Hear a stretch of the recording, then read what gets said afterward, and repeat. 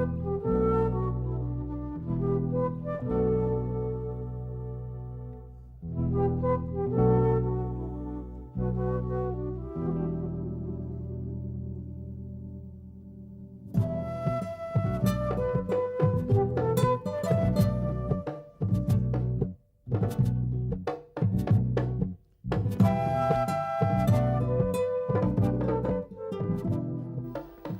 1946, l'année du changement.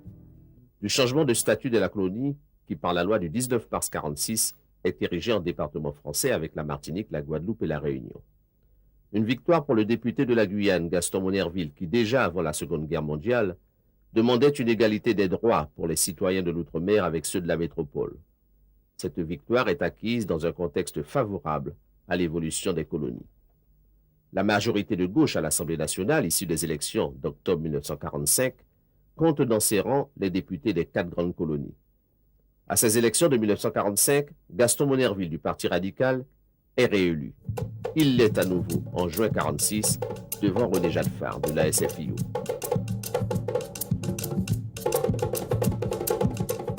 « 1946, année du changement avec l'adoption d'une nouvelle constitution qui entraîne l'avènement de la 4e République. Conséquence, les élus nationaux sont renvoyés devant les électeurs. Nous sommes en novembre 1946. Contre toute attente, Gaston Monnerville est battu.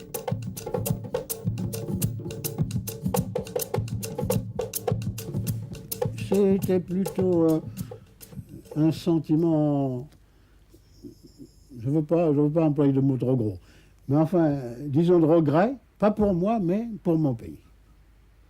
Non pas en raison de ce que moi je pouvais apporter, ça c'est de l'égoïsme, mais en raison de l'évolution que j'avais commencée et qu'on arrêtait tout d'un coup. Vous savez, obtenir la transformation en département en mars 1946, à la sortie de la guerre, personne n'y avait pensé. Autrefois, la Grosillière et d'autres avaient essayé, ils étaient arrivés à zéro. J'arrive, j'emporte ça, je crée en même temps tout le consortium, si j'ose ainsi parler, culturel et humain des Africains, car tous sont venus à moi, j'étais le seul ancien député d'avant la guerre qui a été réélu en 1945. Le seul. Dans les journaux de l'époque, partisans de Monnerville et de Jadefar défendent leur politique dans leurs articles respectifs et commentent les résultats du scrutin. Monnerville avait pris une bonne ligne de conduite. Peut-être s'il était resté, on serait plus avancé. Mais avec la guerre, il a fait une espèce de scission. Il ne pouvait plus venir, bien entendu. Et ses amis l'ont lâché. Les erreurs de Gaston Monnerville sont a priori simples. D'une part, il a été coupé de la Guyane pendant la Seconde Guerre mondiale. Son assise électorale s'est pratiquement effondrée parce que son corps électoral s'est largement vieilli. Troisièmement, c'est que le discours qu'il tient, le discours Jules Ferry, le discours Schœlcher, le discours d'attachement à la France, est dépassé, est obsolète. Cette élection de novembre 1946 devait diviser la population guyanaise. Il y a eu beaucoup de trahison, monsieur. Beaucoup. Car Gaston Monnerville a été aussi bien comme on l'a porté au summum, on l'a abandonné, on l'a laissé tomber. Dans mon quartier, par exemple, c'était le quartier monnervilliste, le quartier du boulevard Jublin, de la rue de l'Alouette, et je vois encore toutes ces personnes âgées, Madame Gambetta, Madame Avar, Madame Dufay, tous ces gens-là, c'était Timomo, c'était Vive Momo. Et quand on a appris que Jadefar avait gagné les élections, il y a eu vraiment une très très grande tristesse, très très grande tristesse. À un point qu'on a vu des gens pleurer dans les rues de Cayenne parce qu'on avait perdu Timomo. Jadefar élu, les Guyanais font de Monnerville leur représentant au Conseil de la République. Celui-ci est porté à la présidence de ce conseil et devient le 3e personnage de l'État. Les 2 hommes forts de la Guyane qui s'opposent sur la nomination du premier préfet, Robert Vignon. Arrivé en août 1947, Robert Vignon, qui succède au dernier gouverneur de la colonie, Jean Pesé, est installé dans ses fonctions par le ministre des Travaux publics, Jules Mock.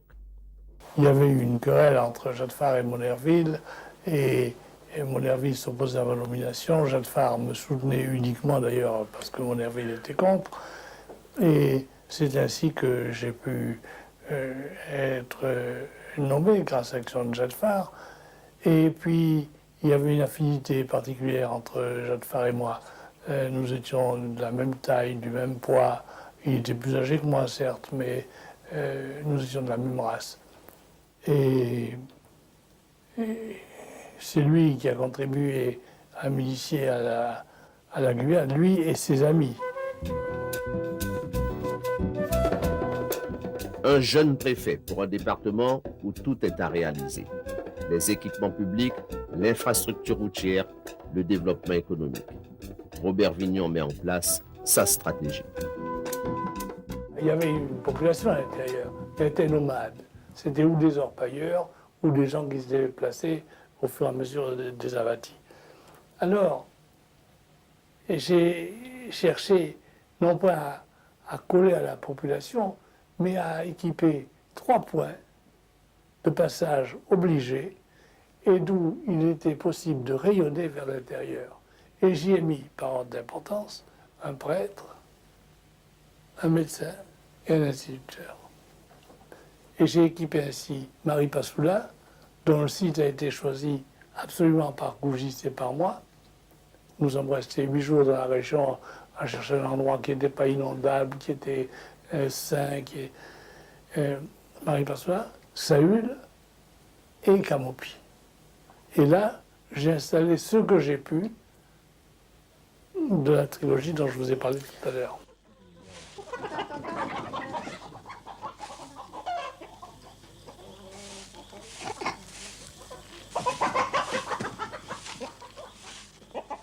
Monsieur Vignon m'avait dit, quand vous trouverez un effectif de 20 élèves, ouvrez l'école. Alors partout où je suis passé, à Patience, à Sophie, aux États-Unis, j'ouvrais l'école. Monsieur Vignon finançait. Modestement, vous savez, c'est les petites écoles, des moments de rencontre que je trouvais là.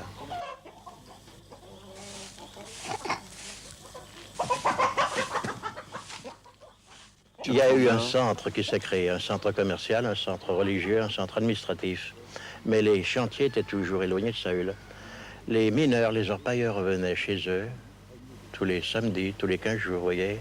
Alors petit à petit, Saül s'est organisé. Dans ses premiers pas, le nouveau préfet se sent totalement libre de ses mouvements et avoue n'avoir aucune appréhension quant au travail à accomplir dans ce département où le mode de vie de l'intérieur diffère de celui du littoral. C'était d'autant plus exaltant que j'étais libre. Je n'avais pas du tout de téléphone ministériel, je n'avais pas le moyen de rendre compte. Bien sûr, je faisais des rapports, mais on y répondait quand on avait le temps. À l'époque, d'ailleurs, c'est important, il n'y avait pas de ministère des DOM. Et on dépendait d'une direction du ministère de l'Intérieur et de tous les ministères techniques, ce qui, à mon avis, d'ailleurs, est une bien meilleure formule. Que la formule actuelle, alors. Ah, bien sûr, bien sûr, bien sûr. Le ministère des DOM, au fond, c'est un écran que j'ai vu se construire avec terreur. Ça s'est fait au moment où je partais, d'ailleurs, mais j'ai tout de suite prévu qu'on allait reconstituer un ministère des colonies au petit pied, n'est-ce pas? Et qu'il valait bien mieux avoir derrière soi les grands ministères techniques. D'ailleurs, regardez, là où on a parfaitement réussi la départementalisation, c'est dans le point chaussée, dans l'enseignement, dans la santé, parce qu'on a eu justement les ministères techniques derrière soi. Une nouvelle administration est mise en place, sans grand bouleversement. En fait, on peut parler d'une transition en douceur. C'est à peine si l'on s'en rend compte dans les services de l'État. La transition s'est faite pratiquement convenablement pour la bonne raison. Les mêmes personnes sont restées en place. Et pendant toute la période 47-48, c'est administré de la même façon. On n'a presque rien changé. Et ce n'est qu'en janvier 49 qu'on est vraiment entré dans la phase départementale. Puisque à ce moment-là, il a fallu intégrer tous ceux qui étaient là dans des cadres d'État. Robert Vignon, qui se veut avant tout un homme de terrain, sillonne le département pour mieux le connaître, en bateau ou en hydravion. C'est lors d'une mission à Saint-Laurent, en compagnie du député Jacques Farr, que son appareil rentrant sur Cayenne s'écrase à Sénamarie. René Jacques Farr n'en réchappe pas.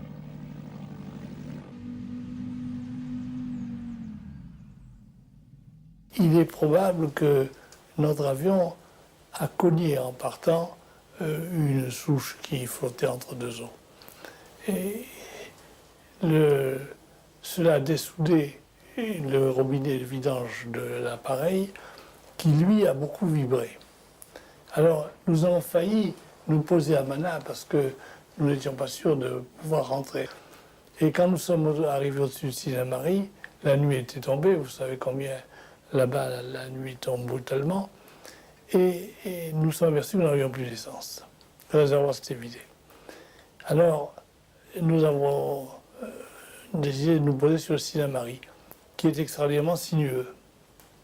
Et d'en haut, on voyait très bien le ruban argenté du fleuve. Mais dès qu'on s'est trouvé entre le mur des palétuviers, on n'a plus rien vu. Alors le pilote a dit, eh bien, je vais aller me poser sur une plage où j'aurai plus de chances de voir. Et il a remis tous ses gaz. C'était trop tard. C'était trop tard. Et on est rentré à 200 à l'heure dans l'eau.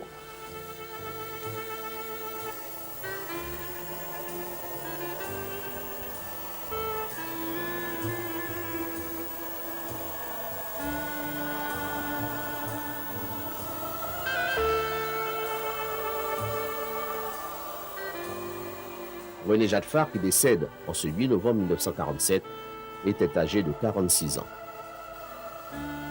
C'était un ami, plus qu'un conseiller. Je ne sais pas lequel aurait influé le plus sur l'autre.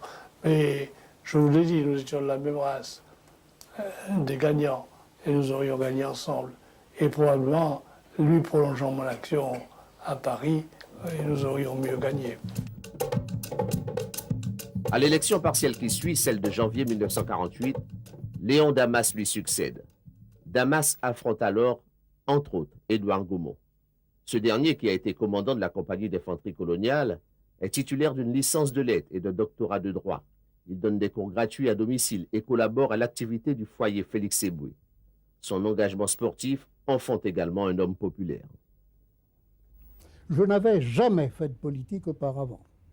Je n'avais jamais appartenu à aucun parti politique. J'étais naturellement curieux, comme je le suis, d'à peu près tout, extrêmement aux aguets. Je connaissais ce qui se passait dans le monde politique. Je suivais cela d'ailleurs avec infiniment d'intérêt. Mais jamais je n'avais envisagé de faire une carrière politique personnellement. Et donc, pour cette raison, je le répète, je n'avais jamais appartenu à aucun parti politique. Et à ma stupéfaction, je vois arriver chez moi, rue du 14 juillet, d'abord une série de personnages importants de la politique locale. Et donc, nous voilà partis dans cette entreprise, après que, encore une fois, les figures de proue de la politique locale aient eu tourné le dos après m'avoir fait signe de venir avec insistance. Et puis voilà comment je me suis trouvé poser ma candidature. Et voilà comment a commencé cette aventure politique qui devait, par la suite, me conduire au Palais Bourbon pour représenter la Guyane. Édouard Gaumont est battu. Il retrouvera Léon Damas 3 ans plus tard, au scrutin de 1951. Dans le tout jeune département, les premières actions, les premiers effets de la départementalisation se font sentir. Ils sont plus sensibles sur le plan social que sur le plan économique. La seconde période, donne naissance à un monde tout à fait nouveau. Alors, vu avec le recul, la coupure semble nette, mais dans la vie quotidienne, les gens passent progressivement d'un monde à l'autre. Hein. À partir de 1946, la Guyane, mais l'ensemble des DOM et l'ensemble du monde, car la Guyane n'est pas fermée au monde, entre dans un monde nouveau qui est marqué d'abord par le changement de statut. La Guyane est intégrée dans le système politique, social, économique métropolitain. à partir des années 1950, les productions coloniales disparaissent et on tente de relancer la production, mais elle échoue. Il est vrai que la faiblesse de la population, à peine 30 000 habitants pour les 90 000 km², rend difficile un développement économique. De plus, la situation sanitaire de l'époque est marquée par un taux de mortalité plus élevé que le taux de natalité. Des orientations précises avec des objectifs à atteindre sont données pour les nouveaux départements d'outre-mer. Des points d'appui qui reposent sur la loi du 5 mars 1946 créant le Fonds d'investissement pour le développement économique et social. Cette proposition de loi préparée par Gaston Monnerville stipule notamment: dans le délai d'1 an à dater de la présente loi, le ministre de la France d'Outre-mer établira pour les territoires relevant de son autorité des plans de développement économique et social portant sur une période de 10 années. Un premier plan de développement couvrant la période 1947-1953 est marqué par l'extension de certaines lois de la métropole, notamment sur le plan social. Celles-ci vont entraîner un changement du mode de vie dans les communes de l'intérieur. Sécurité sociale, allocation familiale. Les familles étaient nombreuses. Ils émargent tous au budget sur la côte. Ils ont satisfaction, ils trouvent tous quelque chose. Les vieux corps sont restés là-haut, mais nous avions platine, nous avions un cheptel, bétail, nous avions tout là-haut. Les lois sociales sont avantageuses, tant mieux pour eux, mais c'est ce qui a dégarni la forêt, vous voyez. La forêt s'est dépeuplée au profit de la côte.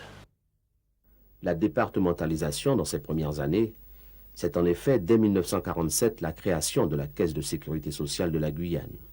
En janvier 1949, l'entrée en service de la nouvelle installation électrique et la création d'une régie départementale de l'eau et de l'électricité. En mai de la même année, la Guyane connaît sa première campagne de désinsectisation contre les moustiques et le paludisme. Et en juin 1950, l'inauguration du premier centre de protection maternelle infantile. Et puis au niveau de l'infrastructure routière, l'accent est mis sur la réalisation de la route nationale 1, ancienne route coloniale, connue sous le nom de route de l'Espérance. Certains n'hésitent pas à faire de la liaison entre Saint-Laurent et Cayenne leur activité professionnelle, de véritables pionniers. Dès 1945, j'ai eu l'idée de me lancer dans l'entreprise de transport. Et j'ai programmé tour à tour d'abord la liaison entre Saint-Laurent et Mana. Car il faut vous dire qu'il n'existe pas de liaison routière entre Saint-Laurent et Mana en 1945. Pourquoi? Parce qu'avant cette date, c'était l'administration pénitentiaire qui existait avec une voie ferrée qui assurait une liaison entre Saint-Laurent et les différents camps pénitentiaires, Charvin et j'en passe. Et lorsque le bagne a disparu, il a fallu bien que la population civile se prenne en main. Et j'ai eu l'idée, j'avais tout juste 25 ans, j'ai eu l'idée de me lancer dans cette aventure. Et avec une petite voiture d'époque, j'ai commencé à faire cette liaison terrestre entre Saint-Laurent et Mana.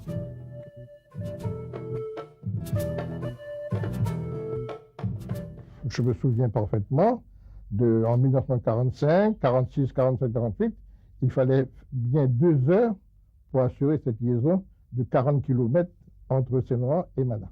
Et quoi qu'il en soit, l'idée a été lancée et puis, bon, elle a progressé, d'autant plus que la liaison fluviale qui existait à l'époque battait de l'aile. Cette liaison fluviale était assurée par une vedette gérée par la maison Gougis, qui s'appelle Fracas, et qui assurait cette liaison et Saint-Laurent et Mana en passant par le fleuve. Mana, première étape pour Jean-Serge Gérante, qui va par la suite relier Cayenne. Le premier plan Guyane, qui prévoit entre autres la construction de la route Cayenne-Saint-Laurent, amène la réalisation d'un certain nombre de ponts et l'ouverture ou la reprise de certaines pistes. Jean-Serge Gérante, qui développe son activité, va bientôt faire la liaison avec l'ensemble des communes du littoral. Le franchissement des rivières étant de mieux en mieux assuré, la mise en place du premier bac sur la rivière de Cayenne sera un élément important de cette politique. Toutefois, relier Cayenne à Saint-Laurent par la route constituera pendant longtemps une expédition.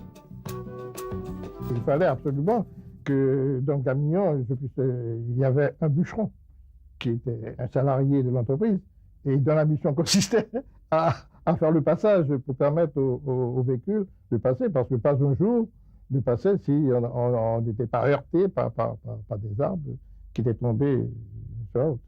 La lenteur des réformes attendues suite à la mise en place de la départementalisation et le développement économique se faisant attendre, les premières contestations se font entendre. Robert Vignon, préfet de 1947 à 1955, se devait de mener en parallèle plusieurs actions, toutes apparaissant comme prioritaires. Mon action dans ces 8 ans, ça a été de faire un inventaire. Il fallait le faire. Il fallait le faire et il fallait le faire en même temps. Alors j'avais créé les organismes qu'il fallait pour ça. Il y avait déjà le bureau minier guyanais. J'ai créé le BAFOG pour l'agriculture. Il y a eu aussi le BIPIG. À ce moment-là, vous savez, on disait, le grand refrain, c'est « on manque d'hommes ». Et on manque toujours d'hommes en Guyane. Peut-être moins maintenant, quand même. En tout cas, très vite, ça n'a plus été vrai. Et puis, il faut bien reconnaître que le gouvernement français manque souvent de suite dans les idées. Voyez-vous ? Une page est tournée. La colonie a laissé la place au département. Le préfet a succédé au gouverneur. Celui-ci n'avait peut-être pas les moyens financiers nécessaires au développement de la colonie. Mais il est vrai que la mission qui lui était fixée différait de celle notifiée au préfet. Le gouverneur de colonie n'avait pas pour ambition et n'a pas pour mission de la République d'amener les gens de la colonie au niveau de ceux de n'importe quelle province de métropole. Cette ambition, elle est à partir de la départementalisation. C'est pour ça que l'on trouve tous nos grands hommes politiques de l'époque, farouches partisans de la départementalisation. Et comment ne pas comprendre ce mouvement formidable vers la départementalisation? Parce que c'est le signe d'un effort incroyable de la métropole pour essayer de rattraper ça. Et grosso modo, on rattrape en quelques décennies, on va rattraper cela.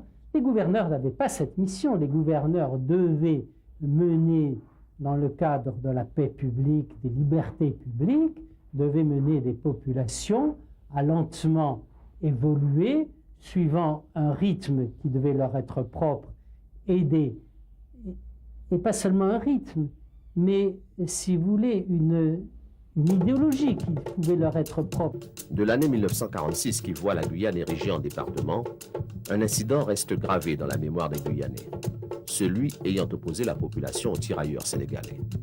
Arrivés dans la colonie en 1928, suite à l'affaire Galmo, les tirailleurs sénégalais avaient vu la guerre 39-45 les couper totalement de leur pays.